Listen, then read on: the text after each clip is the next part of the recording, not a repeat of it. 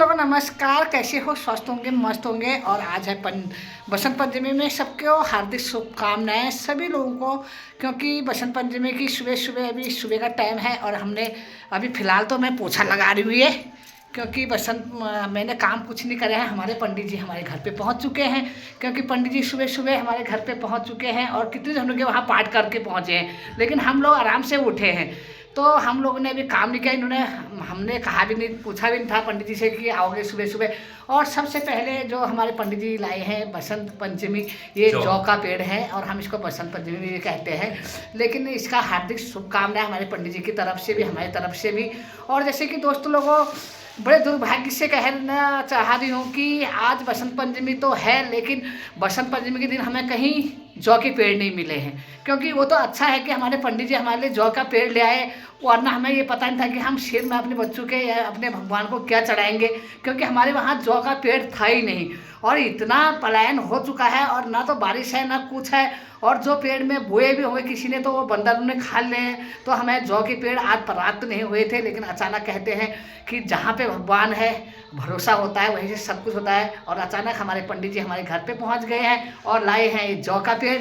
और इतने अच्छे जौ के पेड़ लाए हैं, पता नहीं पंडित जी ने कहाँ बोए थे और कैसे बोए थे, ये तो मुझे पता नहीं, क्योंकि ये भी हमारे ही साले से थोड़ा दूर रहते हैं। लेकिन ये जौ के पेड़ बहुत ही अच्छे लाए हैं, देखो। और ये जौ के पेड़ इतने अच्छे लाए हैं। तो पंडित जी, इस जौ के पेड़ के बारे में कुछ कहोगे कि आज का त्यौहार कैसा मनाया जाता है, क्यों मनाया जाता है बसंत पंचमी? और आज हमारे यहाँ शुभकामनाएं जब मानी जाती हैं तो किसी कार्य को करने के लिए हमारे वहाँ जब बसंत फूलता है, पेड़ में जब नाना प्रकार के फूल आते हैं, तो उस प्रभाव से सबसे पहले जौ रखे जाते हैं। जौ इसलिए रखे जाते हैं कि पृथ्वी में सबसे बड़ा चीज़ है कि हम अभी जो पृथ्वी में बोते हैं उसको पहले अपने सिर में रखते हैं। भोजन होने के बाद जो उसमें जौ निकलते हैं, शुद्ध विष्णु भगवान को ये जौ चढ़ते हैं। इसे पूजन करने के बाद मनुष्य को जितने भी कार्य हों ये सारे जौ से ही होते हैं। तो जैसे हमारे लोग में, जैसे हम पहाड़ में रह के हमारे जौ के पेड़ नहीं हो रहे हैं, पलायन हो चुका है, इसके बारे में कुछ कहोगे? क्योंकि ये तो आप ले आए, मैं तो कल से टेंशन में थी कि मेरा लड़का आया है, इसके सर में कैसे रखेंगे, क्या रखेंगे। और तो आप वो तो भगवान के रूप में आप लोग आ गए जौ के पेड़ लेकर अंदर, मुझे तो पता भी नहीं था कि जौ कहाँ से आएंगे करके। तो इसके बारे में कुछ कहोगे? जैसे आजकल ये पेड़ कहीं से मिल ही नहीं रहे हैं, इसलिए संसार में एक सबसे बड़ी बात है, हमारे यहाँ सूअर हो गए, मुर्गियाँ हो गई हैं, सूअर हो गए हैं, चलो ये तो लकी धंधे हैं जितने भी जानवर हो गए, लेकिन बारिश नहीं हो रही। हाँ, बारिश नहीं होने के बाद फिर यहाँ पर लोगों का ऐसा हो गया प्लान होकर के, जो लोग बाहर चले गए उन्होंने अपने खेत तो बंजर किया। हम एक खेत को पाल करके करेंगे क्या? 10 जो बंजर है एक खेत में कुछ नहीं रह रहा। ये इसीलिए हमको कहा गया है, ये इस प्रकार के शुभ कामनाओं के लिए हमको कुछ करना पड़ेगा। लेकिन हमें पृथ्वी में एक चाह रहे हैं, सबसे पहले हमारे यहाँ गौ का आयात निर्यात हो, गौवंदना का आयात निर्यात हो। लेकिन गौ आते रहे जाते रहे, हम पहले से बैल लाते थे, बाहर से बैल लाते थे, यहाँ से गाय लेते थे, गाय अच्छी गाय लाते थे। ये आयात निर्यात होगा तो मनुष्य सब पालेगा। जब उसका क्रय विक्रय नहीं होगा तो पालेगा कैसे? जब तक ये गायों का वो नहीं होता है। दूसरा, हमारे यहाँ सबसे बड़ी प्रतिबंध है कि हमारे वहाँ चीड़ हो गई है और केवल हमारे यहाँ कुरी हो गई है। मैं हर घर में ये चाहता हूँ ये चीड़ काटा जाए, सागौन, शीशम और उसके बाद भीमूल, चौड़ वाले पत्ते ये लगाए जाएं। और गधेरों में केवल हमारे कहते हैं, हमारे यहाँ केला होता है, केला लगाया जाए, आम लगाया जाए, अमरूद लगाया जाए और नींबू लगाया जाए, ज़्यादा से ज़्यादा लगाया जाए। तो इस प्रकार से हमारे मुख्यमंत्री जी से मेरा सबसे पहला अनुरोध है कि हमारे उत्तराखंड को यदि आप चाहते हैं, बचाना चाहते हैं, तो हमारे यहाँ फलदार वृक्ष लगाएं।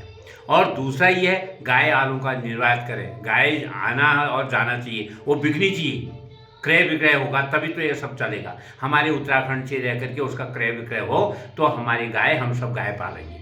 लेकिन हमने चौराहे में एक बात, 900 गाय हैं यहाँ, 400 गाय यहाँ पर है, 200 गाय रास्ते में खड़ी है, बैल रो रहे हैं आंखों तरफ, लेकिन ये कहाँ जाएगा उनके तक। और ये तभी तो बरसात नहीं हो रही है। जो बरसात नहीं होने का कारण यही है। हमारे मुख्यमंत्री जी से मेरा आग्रह है, सबसे विनय है कि आप ये क्रय विक्रय का सबसे पहला काम खोलें।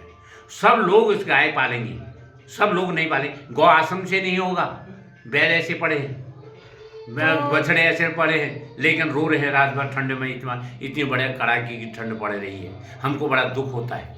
हमारे हिंदू धर्म में जा करके ऐसी प्रकार की उनकी दुर्गति हो रही है। ऐसे दुर्गति से करना क्या है? आप कहते हैं कि हमारे कोड बनाने वाला कौन है? अभी हम ही लोग तो हैं। हम ही उसको इस प्रकार से गलत काम को कर रहे हैं तो उसका दंड हमको भोगना पड़ेगा। अभी तो नहीं, आने वाली पीढ़ी को और ज़्यादा भोगना पड़ेगा। मैं आप लोगों से निवेदन करता हूँ, मेरे मुख्यमंत्री जी से निवेदन है, हमारे मोदी जी से निवेदन है, हमारे गडकरी से निवेदन है कि मैं हाथ जोड़ करके प्रणाम करता हूँ, मेरे दुनिया के सभी लोगों से हाथ जोड़ करके प्रणाम करता हूँ, तो ये गौ आश्रम को पहले खोलें। और इस गौ आश्रम को खोलने से सारी सुविधा नहीं होगी तो मुझे कहना है कि मैं पंडित महेश चंद्र जोशी जी बोल रहा हूँ, आचार्य पंडित जी, लेकिन शादी के रहने वाला हूँ। मैं इसलिए चाहता हूँ कि इस प्रकार से हमारी बार बार मैंने लिख करके दे दिया, वहाँ पहुँच नहीं रही है ये एप्लीकेशन से। मैं तो ऊपर देवलोक से भी कह रहा हूँ कि भगवान वर्षा जरूर हो जाएगी। जब गायों का एक बात हो, गाय सबसे बड़ा गौ माता का हमारे मरते जाते जी जिसकी माँ नहीं होती थी उस बच्चे को गाय का दूध पिलाते थे, सुखी रहता था। आज केमिकल चीज खिला रहे हैं दूध, वो जहर, मासूम जहर खिला रहे हैं, वो स्लो पॉइजन खिला रहे हैं, लेकिन हम गाय को पालने के लिए राजी नहीं। क्यों नहीं है? लेकिन उसका क्रय विक्रय नहीं है। तो क्रय विक्रय होना जरूरी है। दूसरा, हमारे यहाँ पूरी हो गई है, पूरी का निकाल जाए।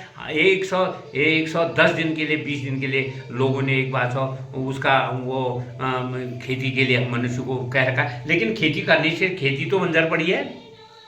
हमको तुम 2000 दे दो, 4000 दे दो, करना क्या है? कुछ नहीं। या हमको आप राशन दे रहे हो, उससे राशन देने से उतना फायदा नहीं है।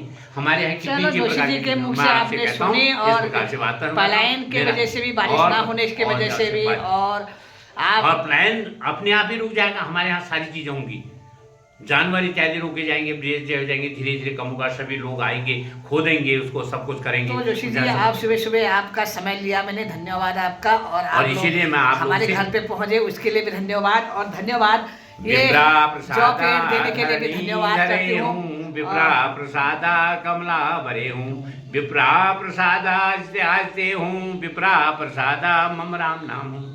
ये भावना बिल्कुल लोगों का ही प्रसाद हो। हमारे जितने भी मुख्यमंत्री, हमारे जितने भी कार्यकर्ता लोग बैठे हुए हैं, जो हमसे बड़े मिनिस्टर लोग बैठे हुए हैं, इनसे मेरा निवेदन है कि इनका प्रसाद हमें प्राप्त हो, हमारी बात को सुने और इस बात का मनन करके हमें सुंदर बनाए। और आपके द्वारा ही बनेगा। वोट बैंक तभी होता है जब आदमी को सुखी होता है। सही।